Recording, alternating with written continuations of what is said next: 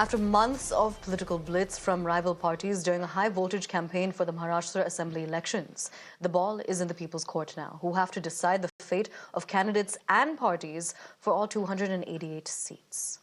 Polling is underway as the Mahavikas Aghadi and the ruling Mahayuti lock horns. This is the first assembly poll since the dramatic split of the Shiv Sena and the NCP, which led to major political realignments, and it also comes barely 6 months after the Lok Sabha election results, in which the opposition, Mahavikas Aghadi, came out on top. While the Mahayuti has offered 2,100 rupees per month if it is voted back, MVA has offered a monthly stipend of 3,000 rupees under the Mahalakshmi scheme. The Mahayuti campaign has also adopted a majoritarian theme by dropping terms such as vote jihad and dharm yudh to counter the consolidation of Muslim votes in favor of MVA candidates. The Shiv Sena of Eknath Shinde and Uddhav Thackeray's Shiv Sena UBT are pitted in direct contests on 51 seats. A similar war will rage on between the NCP Sharad Pawar and Ajit Pawar's NCP in 36 seats. The party that loses out could face an exodus or political oblivion. Rebel candidates could clear the pitch for both fronts, and small parties and independents too will play a key role in close contests. We're crossing over to my colleague Shweta, who's joining us from the ground itself and is going to be bringing us updates on what's taking place when we talk about Battleground Maharashtra. Shweta, key contest. It's a big day for the state of Maharashtra, but one key element that is coming to light: voter turnout is low.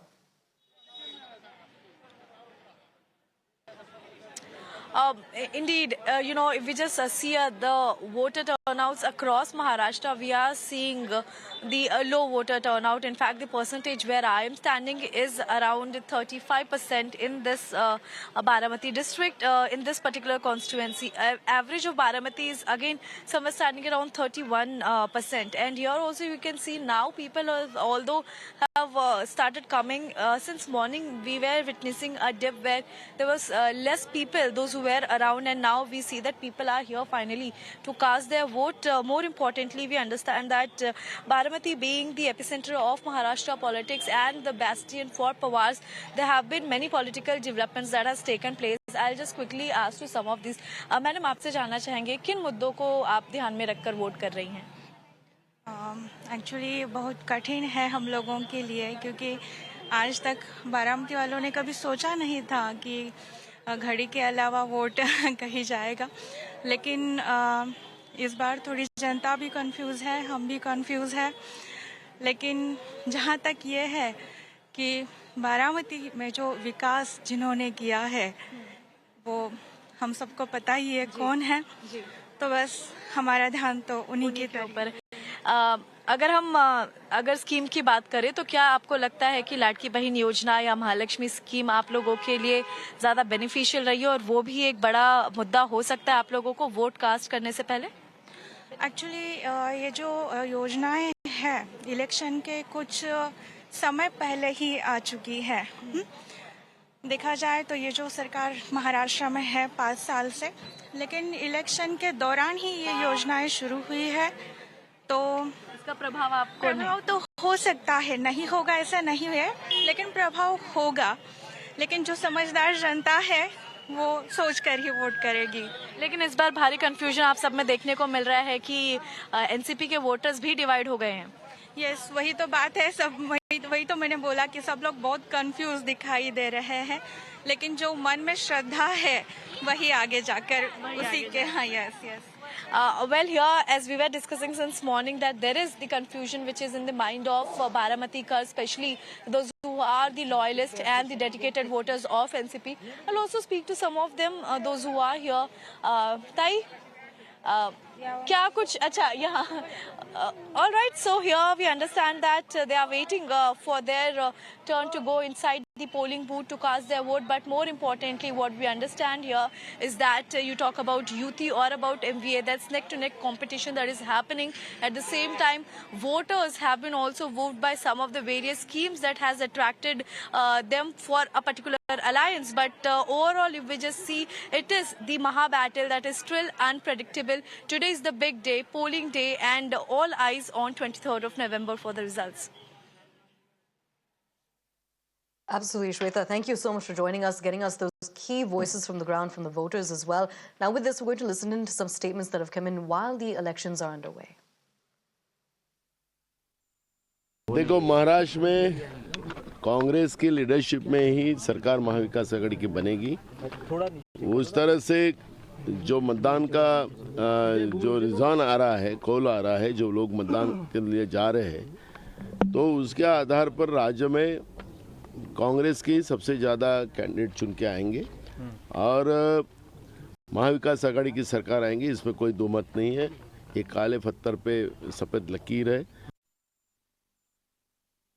करने लोगों ने ये फतिया में शामिल होने की आवश्यकता है और मुझे पूरा भरोसा है कि महाराष्ट्र के मतदाता भारी संख्या से इसमें शामिल हो जाएंगे, शांति से मतदान हो जाएगा और 23 तारीख के बाद ये देश के सामने आएगा कि राज चलाने की जिम्मेदारी वो किसके ऊपर देते हैं। मैंने जो 5 साल में काम किया है, आगे जो मैं बारामती के लिए करना चाहता हूँ, आगे जो महाराष्ट्र के लिए मैं करना चाहता हूँ, क्या हमारा विजन है, क्या हमारा मैनिफेस्टो है, वो सब बताने की कोशिश पूरे महाराष्ट्र में भी मैंने की है। जहाँ हमारे कैंडिडेट महायुति के थे वहाँ जाके, और मेरे बारामती में भी मैंने, मुझे विश्वास है बारामती के लोग मुझे बहुत अच्छे डिफरेंस से, अच्छे मार्जिन से जिता के देंगे। हम कैंडिडेट के माध्यम से पहली बार यहाँ चुनावी राजनीति में खड़े हैं, पर ये हमारे लिए कुछ नया नहीं है। 6 महीने पहले भी हम वहाँ गए थे हमारा हक का बजावने के लिए, और अभी भी हम जाने वाले हैं। क्या बड़ी फाइट है बारामती की जनता को साथ देगी, कितना? मुझे 100% विश्वास है कि बारामती की जनता पवार साहब को भूलेगी नहीं और हमको आशीर्वाद देगी। इस वक्त मेरे साथ शाइना एनसी जी मौजूद हैं। शाइना जी, मैं आपसे पहले ये जानना चाहूँगा कि काफ़ी चुनाव प्रचार हुआ, आपको लगता है कि जो मुद्दे आप जनता तक पहुंचाना चाहते थे वो सारे मुद्दे जनता तक पहुंच चुके हैं? बिल्कुल पहुंच गए हैं, क्योंकि लोग जानते हैं एक सरकार काम करती है, एक सरकार विवाद करती है।